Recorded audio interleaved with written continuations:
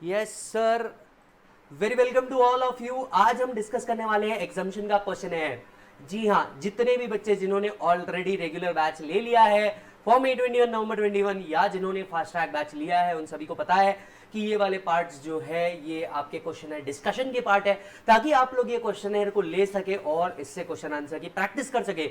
एक बात याद रखना, जिसका होगा सही रिवीजन वही आएगा फर्स्ट डिवीजन। सारे बच्चों को फटाफट क्वेश्चन है डिस्कशन के पास में हम लोग इंडल्ज कर लेते हैं, इससे आपकी प्रैक्टिस बहुत ज्यादा हो जाएगी। इन क्वेश्चन है डिस्कशन की जो बुक है, ये जो बुक मैं रेफर कर रहा हूं, ये है मेरा सीए इंटर डीटी का क्वेश्चन है, जो आपको वी स्मार्ट अकेडमी की वेबसाइट के ऊपर मिल जाएगा। या आप अपने सिटी में हैं तो वी स्मार्ट का जो भी सेंटर होगा आपके सिटी के अंदर में, प्लीज उनको बोलिए ये बुक आपको प्रोवाइड कर दे। ये बुक सेल के लिए अवेलेबल है, तो आप इसे ले सकते हैं। साथ साथ में फास्ट ट्रैक बुक भी आप ले सकते हैं, जिससे फटाफट आपका रिविजन हो जाए। आइए मेरे साथ एग्जामिशन के टॉपिक के ऊपर चलते हैं। Yes, state whether the following are chargeable to tax and the amount liable to tax. एग्जामिशन एक ऐसा टॉपिक है जिसके अंदर में प्रैक्टिकल क्वेश्चन कम और थियोरिकल क्वेश्चन ज्यादा आते हैं, तो इस तरीके के क्वेश्चन आपको देखने को मिल सकते हैं। What are the following are chargeable to tax and the amount liable to tax, यानी दो चीजें हमें यहाँ पे बतानी है। Are they liable to tax? If yes, what is the amount of tax? हमें ये दो चीजें यहाँ पे बतानी है। देखिए, क्वेश्चन को जब भी आप रीड करोगे ना, तो ये बहुत अच्छे से ईमानदारी से रीड करना, क्योंकि यही वो चीज है जिसको आपको मार्क्स दिलाएंगे। आप यहाँ पे सिर्फ इतना लिख दोगे chargeable to tax and amount आप स्पेसिफाई नहीं करोगे इफ एनी, तो यहाँ पे आपके मार्क्स कट सकते हैं, राइट? हाँ, एक और सवाल जो मुझसे बच्चे पूछ रहे हैं, जिन्होंने पर्सनली भी मुझे मैसेज किया कि सर सेक्शन नंबर लिखना जरूरी है क्या? ईमानदारी से सोच करके बताइए मेरे भाई, क्या सच में इतना पॉसिबल है कि प्रोविजन को याद रखने के अलावा तुम सेक्शन नंबर भी याद रखो? नहीं पॉसिबल है ना, तो प्लीज मत करो ये एक्टिविटी, राइट? कुछ बच्चे अननेसेसरी एक्टिविटी के अंदर में चल जाते हैं कि क्या सेक्शन नंबर याद रखना है। अरे क्यों याद रखना है मेरे भाई? इतने सारे सेक्शन है, तू नहीं याद रख सकता? Come on, accept it. So उससे बेटर है प्रोविजन को याद रखो। जिन जिन इंपॉर्टेंट सेक्शंस को याद रखना चाहिए उन इंपॉर्टेंट सेक्शंस को याद कर लो, बस काफी है। वैसे भी सारी एक्टिविटी नहीं हो सकती। तुम छोड़ो, फाइनल वालों से पूछ लो, फाइनल वालों को नहीं होती तो तुम तो अभी बड़े बच्चे हो। यस, आ जाओ। Arvind receive 2 lakh rupees as his share from the income of HUF. याद कर बेटा, हम लोगों ने एग्जामिशन पढ़ा है, एचयूएफ से आने वाला जो शेयर है मेंबर्स के हाथ में, ये टैक्सेबल नहीं होता under section 10(2). So whether this amount is taxable? Answer is no, it is not taxable. So answer आपको देखने को मिलेगा no, it is not taxable. The share by the member out of the income of HUF is exempt under section 10(2). Second, Xavier a Paramvir Chakra awardee. याद कर बेटा, income from other sources में हम लोगों ने पढ़ा था। अ Paramvir Chakra awardee who has formally in service, इनको पेंशन मिलती है जो फॉर्मली कभी सर्विस के अंदर में हुआ करते थे, जिनको गैलेंट्री अवार्ड मिल रहा है। याद कर, 10(18) के अंदर में हमने पढ़ा था, अगर किसी भी व्यक्ति को गैलेंट्री अवार्ड मिलता है, इन्हें पेंशन मिलता है, तो ये पेंशन एग्जाम्प्ट अंडर सेक्शन 10(18). तो क्या ये टैक्सेबल है? ना मुन्ना ना, ये टैक्सेबल नहीं है, it is not taxable. Pension received by a former central government employee who is a Paramvir Chakra awardee is exempt under section 10(18). तो गैलेंट्री अवार्ड जिनको मिला है उनकी इनकम एग्जाम्प्ट है 10(18) में। Next, a political party which is registered under the peoples representation act earned a rental income 6 lakh by letting out the premises। वैसे ये आपको है नहीं, बट इसका आंसर मैं आपको दे देता हूँ। पॉलिटिकल पार्टी की जो इनकम होती है, ये सेक्शन 10(13)(a) के अंदर में एग्जाम्प्ट होती है। Income from house property, income from capital, income from other sources as well as voluntary contribution exempt होता है, प्रोवाइडेड अगर इनकी इनकम बेसिक एग्जाम्पशन लिमिट से ऊपर है तो इन्हें अकाउंट्स भी मेंटेन करना पड़ता है और ऑडिट भी करवाना पड़ता है। आप जब मेरे साथ सीए फाइनल में आओगे तब आपको इसके ऊपर ऑलरेडी एक पूरा का पूरा चैप्टर है, टैक्सेशन ऑफ पॉलिटिकल पार्टी, वहां पे आपको पढ़ाऊंगा, बड़ा मजा आएगा। एज ऑफ नाउ इसका आंसर है not taxable. Not taxable, section 13(a). Income from house property provided to political party maintain books of accounts, enable the officer to properly deduce the income therefrom, and accounts are audited by a chartered accountant. Income is exempt. Next is agriculture income to a resident of India from a land situated in Malaysia। याद कर, हम agriculture income के topic के ऊपर थे और हम लोगों ने देखा था agriculture income is totally exempt provided the income is from agricultural operation in India and land is situated in India. यहाँ पे लैंड मलेशिया में सिचुएटेड है, तो ये इनकम एग्जाम नहीं है, ये टैक्सेबल हो जाएगा। कितना टैक्सेबल हो जाएगा? जब इन्हें अमाउंट ही नहीं बताया तो हमें ये लिखना पड़ेगा the whole of such amount is taxable. So taxable, agriculture income from land in any foreign country is taxable in case of a resident taxpayer as income from other sources. Next is allowance received by an employee working in a transport system. Transport system, इसको हम क्या कह सकते हैं बेटा? Running allowance कह सकते हैं। 10,000 a month to meet his personal expenditure while on duty. He is not receiving any daily allowance. अब ये अमाउंट पार्टली टैक्सेबल है. जो आपको अमाउंट मिल रहा है उसका 1/3 या 10,000 per month which ever is lower का एग्जाम्पशन है. सो आई थिंक इसमें 70% of actual, not 1/3, 70% of actual और 10,000 per month which ever is lower है. तो 70% ऑफ एक्चुअली लोअर होगा. Yes, the exemption is 70% of such allowance और 10,000 per month whichever is less. Hence 84,000 being 7,000 into 12 is allowed as deduction under section 1014. Under section 1014 मैं एक और बात आपको ध्यान में दिला दूं, अगर एसएससी ने 115 बीएससी ऑप्ट किया है तो ये एग्जामिशन मिलने वाला नहीं है, जिसका मतलब पूरा का पूरा ट्रांसपोर्ट अलाउंस टैक्सेबल हो जाएगा. अगर इस क्वेश्चन को 115 बीएससी के साथ ट्वीक करके पूछा गया तो आंसर ही आना चाहिए.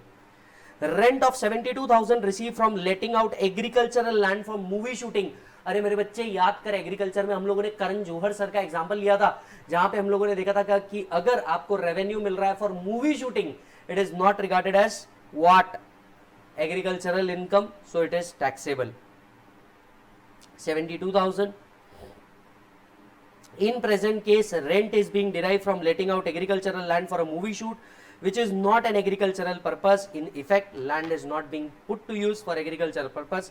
Therefore, 72,000 being rent received is not exempt under 10(1), and the same is chargeable under the head of other sources. The same is chargeable under the head of other sources.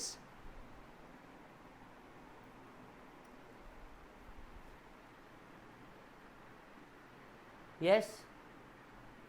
Next point मालिक, आ जाइए question number 2 के ऊपर चलते हैं. Question number 2 के ऊपर चलते हैं. Discuss the taxability of agricultural income under the income tax act 1961. How will income be computed under the individual derive agriculture and non agricultural income. मेरे भाई याद कर, किस कंसेप्ट के ऊपर क्वेश्चन है? कंसेप्ट है मेथड ऑफ एग्रीगेशन के ऊपर. क्या तुम्हें याद है? मेथड ऑफ एग्रीगेशन के ऊपर ये कंसेप्ट आपको पूछा गया है. क्या कंसेप्ट है? बड़ा सिंपल है, तेरे ध्यान से सुनना. कंसेप्ट आपको बोलता है कि भाई साहब अगर SSC individual HUF AOP BOI AJP है और अगर उसकी एग्रीकल्चरल इनकम 5,000 से ऊपर है और non agricultural income basic exemption limit से ऊपर है तो मेथड ऑफ एग्रीगेशन एप्लीकेबल है. एवरीबॉडी जल्दी बताओ स्टेप्स क्या थी? नहीं, आज तुम्हें बताना पड़ेगा, ऐसा नहीं चलेगा. आज तुम्हें बताना पड़ेगा क्या थी. याद कर, ऐसा दिमाग पे फुल जोर डाल. क्या पढ़ा था हम लोगों ने? अरे भाई पढ़ा था ना हम लोगों ने, वही पढ़ा था ना हम लोगों ने. Agriculture income plus non agriculture income, step 2 tax on step 1, step 3 agriculture income plus basic exemption limit. आ रहा है ना तेरे ध्यान में? Step 4 tax on step 3, step 5 difference of tax. Yes और नो, और उसके ऊपर रिबेट सरचार्ज जो लगा करके फाइनल टैक्स निकालना है वही निकालना पड़ेगा. So agriculture income is generally exempt. However aggregation of agriculture and non agriculture income is to be determined the rate at which non-agriculture income shall be taxable. In case agriculture income is not more than 5,000 and or the taxpayer has non-agriculture income less than basic exemption limit, then no such aggregation needs to be done. Negative framing है, no such aggregation needs to be done. However, aggregation has to be done if the taxpayer is individual HUF, AOP, BOI, AJP. Such Finance Act prescribe the slab rate in such case or the other assessee such partnership firm whose income is chargeable at flat rate have no effect. आपको यहाँ पे एक chart बना के दिया है agriculture non agriculture का. यहाँ से आपकी स्टेप्स चालू होती है. Aggregation of agriculture income with non agriculture income and taxes payable determined. The aggregate income basic exemption limit में बी 250, 3 और 5 एज द केस में बी.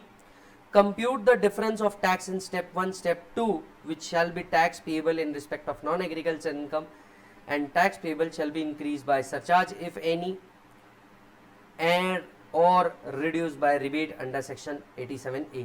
यहाँ पे जब आप सरचार्ज देखोगे तो सिर्फ 10 और 15 लिखा है, उसके आगे का 25 और 37 भी है अकॉर्डिंगली. तो बिल्कुल वहीं स्ट्रिक मत हो जाना, नहीं तो ये मत सोच लेना अरे बाप रे बुक के अंदर में तो और 2 रेट लिखे ही नहीं है, वो क्यों नहीं है, वो इस पे नहीं आते क्या? सब आते, हमने लिखा ही उतना है. Yes, and thereafter education cess of 4% needs to be added. Question number 3 आप सेल्फ कर सकते हैं. सैम्पलिंग सीडलिंग नर्सरी से जो इनकम आता है क्या ये एग्रीकल्चर माना जाएगा? आंसर इज यस, ये एग्रीकल्चर माना जाएगा, यही बताया हुआ है. चेक कर लो whether you have done the basic activity और not done the basic activity.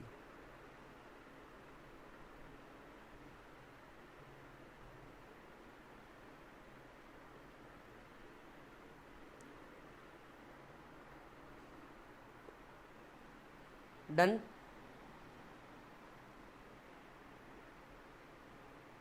चलो जी,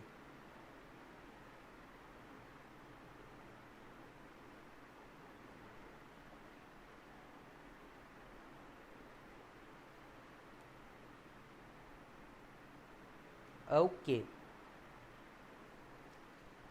फोर्थ क्वेश्चन के ऊपर आ जाते हैं हम लोग।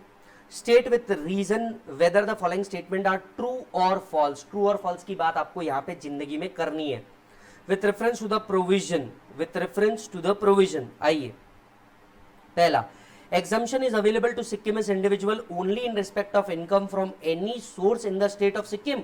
गलत, गलत, false.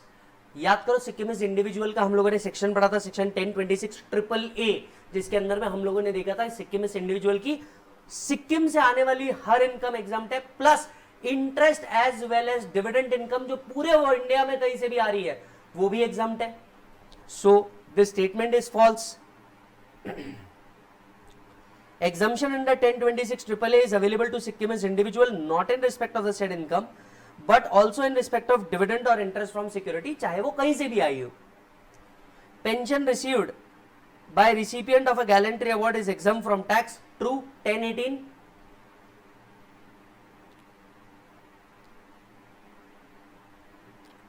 Question number 3, A is a member of HUF received 10,000 as his share from the income of HUF, the same is included in his chargeable income, false। जब एग्जाम्प्ट ये 10(2)A के अंदर में तो चार्जेबल कैसे होगा? Voluntary contribution received by charitable trust are not taxable as per the definition of income, it does not cover the same, false. Voluntary contribution are income as per 224 but these are exempt. 224 defines income which includes voluntary contribution, hence the statement is incorrect। वो income तो है, taxable नहीं है, ऐसा word होना चाहिए था। Compensation on account of disaster from local authority bye an individual is और लीगल शेयर। याद कर 1010 BC हम लोगों ने पढ़ा था कि अगर डिजास्टर हुआ है, लोकल अथॉरिटी, सेंट्रल गवर्नमेंट या स्टेट गवर्नमेंट से कोई कंपनसेशन मिला है, this compensation is not taxable, 1010 BC। Central government, state government is exempt, however the exemption is not available to the extent such individual or legal heir has already been allowed as deduction under this act on account of any loss, damage caused due to disaster, caused due to disaster। तो ये exemption मिलेगा पर उतना नहीं मिलेगा जितना आपको benefit मिल चुका है। क्वेश्चन नंबर 5 सेल्फ करें, ये 1010 BC पे वापस से वही क्वेश्चन है, तो 1010 BC पे बेस्ड क्वेश्चन है, कर सकते हैं आप।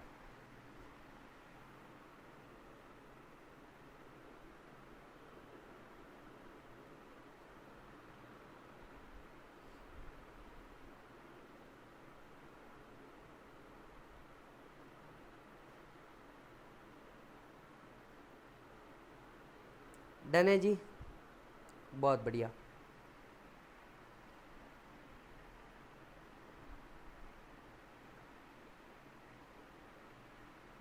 आ जाओ। क्वेश्चन नंबर 6 एक जबरदस्त क्वेश्चन है जो 10AA पे बेस्ड है।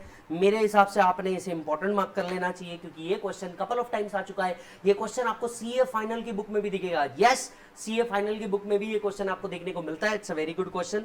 क्वेश्चन 10AA पे बेस्ड है। आपको तो पता होगा 10AA के अंदर में अमेंडमेंट आया इस साल 1/4/2020 के बाद आपको वो सेक्शन का बेनिफिट नहीं मिलने वाला, लेकिन 1/4/2020 तक के अगर किसी ने यूनिट ओपन किया था तो आज भी उसका बेनिफिट मिलेगा। बेनिफिट थोड़ा सा याद दिला देता हूं, पहले 5 साल 100% डिडक्शन मिलेगा, नेक्स्ट 5 साल 100% डिडक्शन मिलेगा। अगर कुछ कंडीशन सेटिस्फाई हो जाए वो रिजर्व्स वाली, तो और 5 साल का बेनिफिट आपको मिल सकता है। याद आ रहा है तुम्हें? चलो बहुत बढ़िया।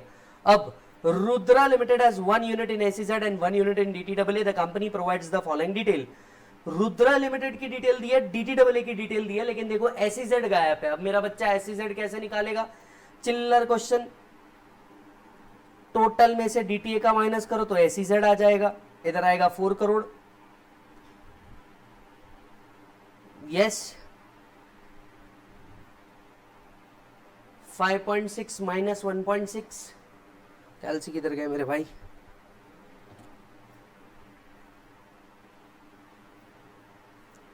आ जाओ,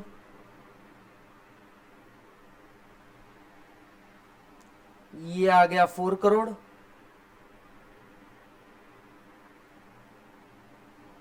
ये आ गया 50 लाख।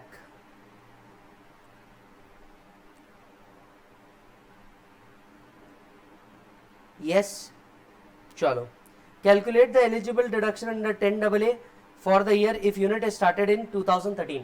अगर यूनिट 2013 के अंदर में स्टार्ट हुआ है, मतलब 5 साल हो चुके हैं, मतलब deduction will be 50% of profit from a unit in SEZ into export turnover divided by total turnover. मतलब 50% आपको लेना पड़ेगा, 50 into 400 divided by 400। The answer will come to 25 lakhs। Formula याद है ना, profit from a unit in SEZ into export turnover divided by total turnover of a unit in SEZ.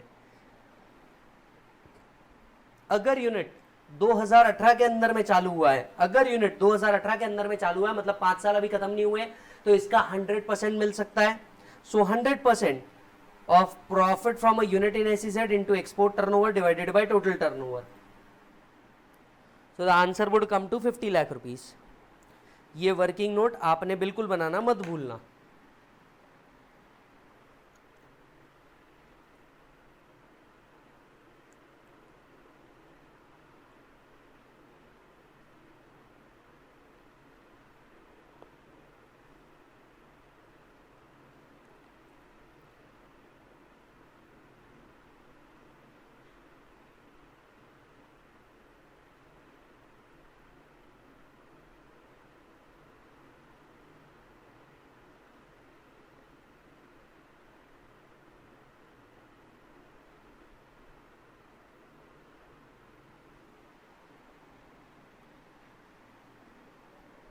Done मालिक, over. आप देखो ऐसा क्या है, कुछ भी ऐसा नहीं है कि तुम नहीं कर पाओगे। क्वेश्चन नंबर 7 को सेल्फ करिए, अगेन 10AA पे बेस्ड है, इजी क्वेश्चन है। चलो एक काम करते हैं, ये क्वेश्चन साथ में सॉल्व करते हैं, छोड़ो मैं ये नहीं दूंगा आपको। आओ इधर, question number 7, ABC LLP is engaged in development of software and providing IT enabled services to 2 unit, one in SEZ. The particulars relating to the year are as under: total turnover SEZ unit 120 and the other unit is 100, export turnover 100 and the other is 60, profit from SEZ unit is 50 and other is 40. The assessee has no other income. Compute the tax payable. Oh my god, wait, they are asking me to compute the tax payable. Will the amount of tax payable change if ABC LLP is an overseas entity? Now हम ये question को, mark this question as important, हम इस question को दो अलग angle से देखेंगे। इस क्वेश्चन को हमें अल्टरनेट मिनिमम टैक्स के एंगल से भी देखना होगा। यस, क्यों? पहली बात तो एलएलपी है, एलएलपी के लिए एएमटी मैंडेटरी है। आप लोगों ने मेरे साथ ऑलरेडी एएमटी पढ़ा है, एलएलपी के लिए एएमटी मैंडेटरी है। पॉइंट 1। पॉइंट 2, टैक्स पेबल निकालने बोला है। क्या करेंगे हम? सबसे पहले दोनों का कंबाइंड प्रॉफिट निकालेंगे and that will come to 90। इसमें से 10AA का एग्जम्पशन माइनस करेंगे, इसमें से 10AA का एग्जम्पशन माइनस करेंगे। Profit from a unit in SEZ into export turnover divided by total turnover. So this will come to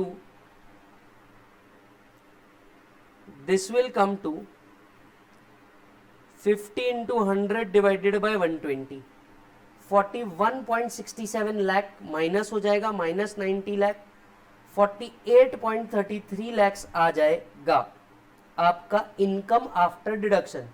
अब इस इनकम पे टैक्स निकालना है। एलएलपी का टैक्स रेट कितना है बेटा? 30%। सो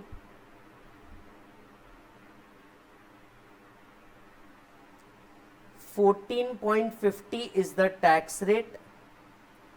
रिबेट आएगा क्या? नहीं। सरचार्ज आएगा क्या? नहीं। इस पे 4% का सेस लगाओ, 0.58 प्लस 14.50, 15.08। मालिक 15.08 आपका टैक्स आना चाहिए।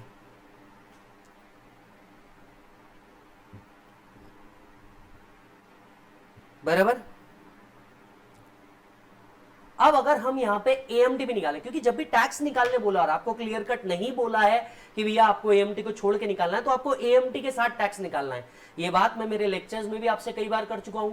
तो आइए, अब हमारा टैक्सेबल इनकम कितना हुआ 48.33।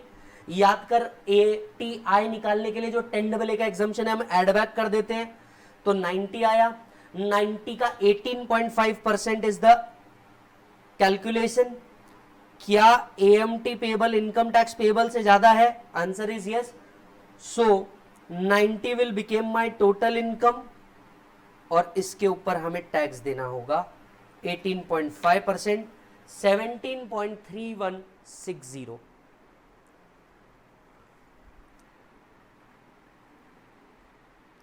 and the difference will be called as AMT credit. Check करो मालिक।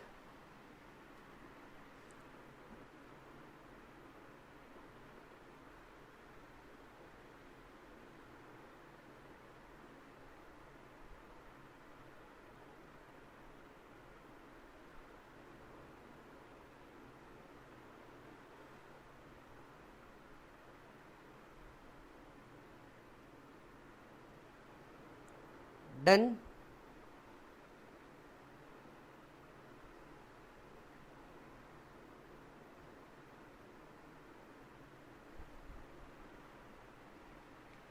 चलो जी, so this was a very good question जिसके अंदर में हम लोग को टैक्स भी निकालना है, एएमटी भी निकालना है।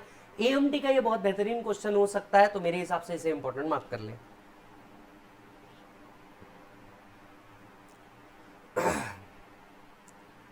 Question number 8, do it self, सिर्फ टैक्स निकालना है, कुछ भी नहीं करना है। क्वेश्चन नंबर 9 पे आ जाइए। I think this is the last question, बस गेम ओवर है हमारा, एग्जाम्शन का टॉपिक भी ओवर हो जाएगा। Mister B grows sugar cane and use the same for the purpose of manufacturing of sugar. अच्छा जी, ये एग्रीकल्चर से रिलेटेड टॉपिक है। 30% of the sugar cane is produced is sold. याद कर, वो वाला कंसेप्ट है, growing as well as manufacturing other than rubber, T and coffee. याद कर, हम इसके दो पार्ट बनाते थे लेक्चर के अंदर में। एक जो उगा के डायरेक्टली बेचा, प्योरली एग्रीकल्चरल इनकम, प्रोसेस करके बेचा, agriculture as well as PGBP. Yes मालिक। 30% डायरेक्टली आपने सोल्ड किया 10 लाख में, जिसका कॉस्ट ऑफ कल्टीवेशन 5 था, तो एग्रीकल्चरल इनकम स्ट्रेट 5 लाख आ गई जो आपने डायरेक्टली सोल्ड किया इसकी। मतलब आई एम टॉकिंग अबाउट 30% की, that is sale value minus cost of cultivation. The cost of cultivation of balance 17% is 14, market value is 22। Balance के केस में एग्रीकल्चरल इनकम आएगा fair market value minus cost of cultivation. Fair market value आ रहा है 22 lakhs minus cost of cultivation 14 lakhs। If I am not wrong this will come to 8 lakhs। ये और agriculture बन गया। After incurring 1.5 lakh this is sold for 25 lakh।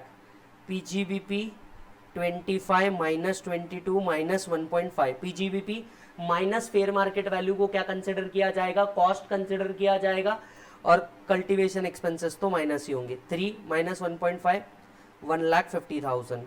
सो मैं ऐसा कह सकता हूं, agricultural income 13 lakh, non agricultural income 1,50,000। Compute करना है business income and agriculture income. ये लीजिए सर,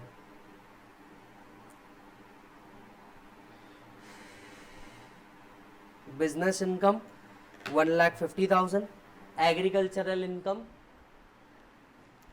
13 lakhs।